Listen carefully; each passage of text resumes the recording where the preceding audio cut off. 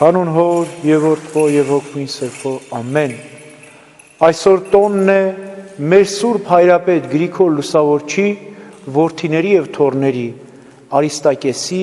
Վրթանեսի, Հուսիկի, Գրիգորիսի և Դանիել Ասորի ծերի։ Այս Սուրբ Հայրապետները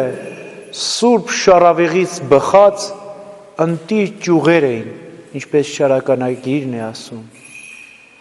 Մեր Սուրբ Գրիգոր Լուսավորիչ Հայրապետը Աստուծո ընտրյալ ծառան իբրև մի քաղցր աղբյուր բխեցրեց գեղեցիկ և քաղցրահամ ջրեր, որը Սուրբ Հայրապետներ Արիստակեսը, Վրթանեսը, Հուսիկը, Գրիգորիսը և Դանիել Ասորի ծերը։ Արիստակեսը մեր Սուրբ Գրիգոր Հայրապետի կրտսեր որդին էր, որ գահակալեց Սուրբ Հայրապետից անմիջապես հետո։ Երիտասարդ աստվածային շնորհներով զարդարված Հայրապետ է Սուրբ Արիստակեսը, կուսությամբ և ճգնությամբ էր անցկացնում իր կյանքը։ Եվ Սուրբ Գրիգոր Լուսավորիչ Հայրապետից հետո, երբ մեր Սուրբ Հայրապետը առանձնացավ Սեպուհ լեռան Մանյա քարանձավում ճգնելու,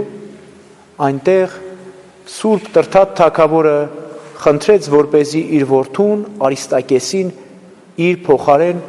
նշանակեն հայոց հայրապետ, ձեռնադրեն և օծեն։ Այդպես Սուրբ Գրիգոր Լուսավորիչ Հայրապետի ձեռամբ ձեռնադրվեց Սուրբ Արիստակես Հայրապետը։ Սրբակենցաղ մի անձնավորություն էր, մասնակցել է Նիկիայի տիեզերական ժողովին։ Ճանապարհին նրա ընկերակիցներն էին Հակոբ Մծբնա Հայրապետը և Մելիտոս եպիսկոպոսը։ Կասպից ծովի ափին, ահա, նրանք հանդիպում են արիոսական աղանդավորներին, քանի որ մեր Սուրբ Հայրապետ Արիստակեսը բազմաթիվ ճգնություններից վտիտ տեսք ուներ, սկսում են ծաղրել արիոսական աղանդավորները մեր Սուրբ Հայրապետին ասելով. հայոց հայրապետը ռամիկի է նման, մաչկալ է, թող այս եզների լուծը վերցնի և հերքի այս ծովը։ Սուրբ Հայրապետը խոնարհաբար վերցնում է եզների լուծը, մտնում ծովը և հերկում է ամբողջ ծովը ակոսներ բացելով, վերադառնում է աղանդավոր արիասականների մոտ ասելով. ես հերկեցի ծովը, ակոսներ եմ ահավասիկ բացել, եթե դուք հավատք ունեք և եթե ձեր հավատքը ճշմարիտ է, գնացեք և ցանեք ծովի մեջ սերմեր, որպեսզի պտուղ տան։ Սարսափում են աղանդավորները տեսնելով Սուրբ Հայրապետի կատարած այս հրաշքը, ընկնում են նրա ոտքերը, արտասուքներով ներողություն են խնդրում ու այդպես հեռանում։ Սակայն ինչպես մեր Սուրբ Գրիգոր Լուսավորիչ Հայրապետին էին հալածում ու նեղում, այդպես էլ Սուրբ Արիստակես Հայրապետին սկսեցին նեղել ու հալածել, որտև Սուրբ Հայրապետը չէր հանդուրժում կեղծիքը, չարությունը, անօրենությունը ու անառակությունը, հանդիմանում էր հայոց իշխաններին։ Եվ այսպես հայոց իշխաններից մեկին խստագույնս հանդիմանում է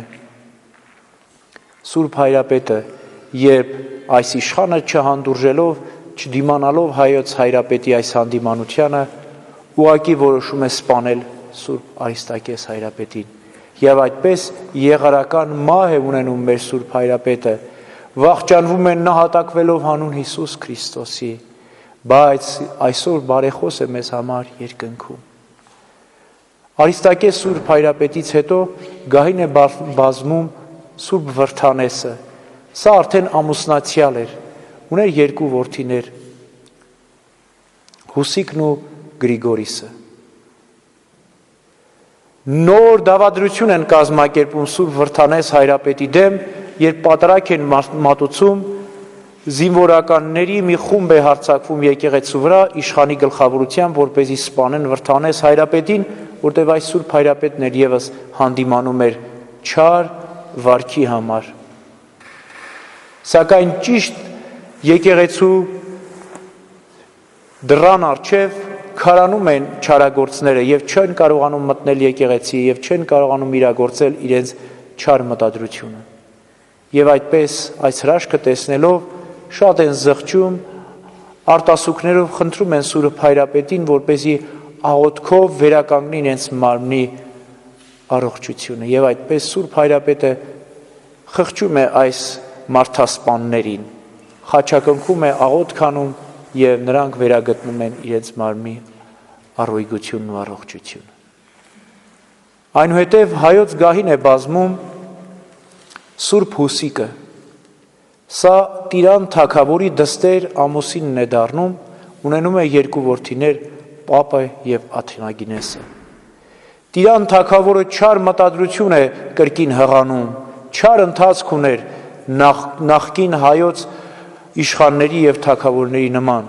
Ուզում է Հուլիանոս ուրացողի պատկերը Սուրբ եկեղեցում կանգնեցնել։ Սուրբ Հուսիկ Հայրապետը կանգնում է դռան առջև եւ արգելում է ասելով. այդ ուրացող կայսեր նկարը մեր Տիրոջ Հիսուս Քրիստոսի Սուրբ տաճարում դու իրավունք չունես կանգնեցնել։ Շատ է բարկանում թագավորը, հրամայում է, բրածեց են անում ու սպանում են Սուրբ Հուսիկ Հայրապետին եկեղեցու մեջ հենց։ Մեծ չարություն է գործում Տիրան թագավորը, սակայն ուզում է ժողովրդի խռովությունն ու ապստամբությունը կասեցնել, որտեղ ժողովուրդը ապստամբել էր այս Սուրբ Հայրապետի անիրավացի մահվան ու եղեռական վախճանի պատճառով։ Եվ որոշում է Տիրան թագավորը Սուրբ Գրիգոր Լուսավորիչ Հայրապետի աշակերտ Դանիել Ասորուն նշանակել հայոց կաթողիկոս։ Դանիել Ասորին կրկին հանդիմանում է Տիրան թագավորին ասելով. քո արյունոտած ձեռքերով ինչպես ես համարձակվում ինձ առաջարկել հայոց հայրապետական գահը,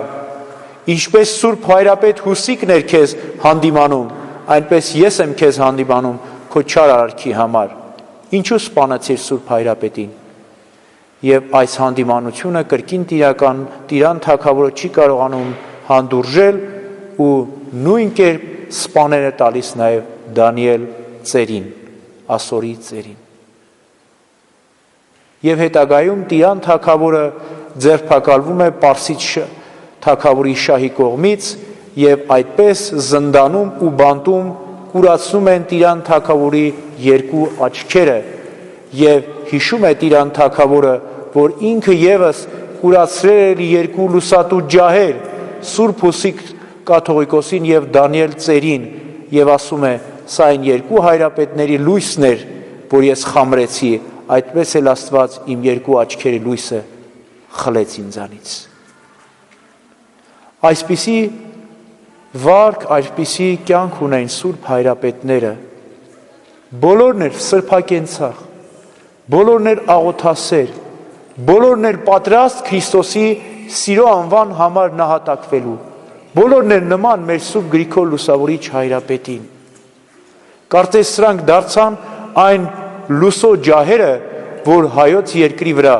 քրիստոնեությունը արմատացրին, հաստատեցին եւ ամրագրեցին։ Չլինեին այս Սուրբ Հայրապետները, այսօր մենք քրիստոնյա չենք լինի։ Սակայն գիտեք, կարծես մեր ազգի վրա այս Սուրբ Հայրապետների արյան գինն է դերևս ծանրացած։ Թեպետ մենք Սուրբ Գրիգոր Լուսավորչի շարավիղն ենք համարվում եւ նրա հավատքն ենք կրում, բայց նաեւ Տիրան թագավորի եւ մյուս թագավորների նման Գրիգոր Լուսավորիչ Հայրապետին եւ նրա սերունդին սպանող ազգ ենք մենք այսօր եւս։ Որովհետեւ եթե մենք Գրիգոր Լուսավորչի Հայրապետի հավատքն ենք մեր մեջ կրում, ապա Սուրբ Հայրապետի օրհնությունն է մեզ փոխանցվում։ Իսկ եթե դառնում ենք հալածող քրիստոնեական հավատքի, ինչպես չար իշխաններն էին հալածում ու սպանում Սուրբ Հայրապետներին, ապա Սուրբ Հայրապետների արյան գինն է մեզ վրա ծանրանում եւ նրանց անեծքն ու պատիժն է մեզ վրա իջնելու։ Ուստի այսօր մենք ընտրություն պետք է կատարենք։ Մտնում ենք Սուրբ Հայրապետի լուսավոր օրհնության ներքո, թե ընդունում ենք այն պատիժն ու անեծքը, որ փոխանցվեց նահատակված Սուրբ Հայրապետների միջոցով։ Եվ պատահական չէ, որ այսօրվա ավետարանական ընթերցվածքը մեր Տիրոջ Հիսուս Քրիստոսի հետևյալ խոսքերն են։ Չար ու շնացող մի սերունդ նշան է փնտրում, Քրիստոս շատ խիստ է խոսում, նրան նշան չի տրվի, եթե ոչ Հովնան մարգարեի նշանը, ինչպես որ Հովնանը նշան եղավ նինվայեցիների համար, այնպես էլ մարդու որդին նշան պետք է լինի այս սերնդի համար։ Կարծես Քրիստոս այսօր մեզ ասում է. դուք չար ու շնացող սերունդ եք, եթե Արիստակեսի ու Վրթանեսի արյան գինն է ձեզ վրա, ձեզ այլ նշան չի տրվելու, եթե ոչ այդ Սուրբ Հայրապետների արյան գինը, մաքրեք այդ արյան գինը ձեզ վրայից, սրբեք այն արտասուքներով ու աղոթքներով, ընդունեք քրիստոնեական հավատքը ձեր սրտում, հեռացրեք չարությունն ու մեղքը, քրիստոնյաների հանդեպ հալածանքները վերացրեք եւ այդպես կվերանա նաեւ ձեզ վրայից այդ Սուրբ Հայրապետների արյան գինը։ Ուստի այսօր մենք ընդունենք մեր Սուրբ Հայրապետ Գրիգոր Լուսավորչի բարեխոսությունը, ներողություն ու գութ հայցենք Տիրոջից Սուրբ Հայրապետների Արիստակեսի, Վրթանեսի, Հուսիկի, Գրիգորիսի եւ Դանիելի արյան հեղման համար, որպեսզի Տերը մեզ կրկին քաղցր աչքով նայի եւ այս Սուրբ Հայրապետները կարողանան մեզ համար բարեխոսել։ Թեպետ իրենք նահատակվեցին, չարչարվեցին հանուն Քրիստոսի, բայց այսով կրկին բարությամբ են լսված, կրկին անհիշաչարությամբ ու ողորմածությամբ են հիշում իրենց աղոթք մատուցող քրիստոնյաներին։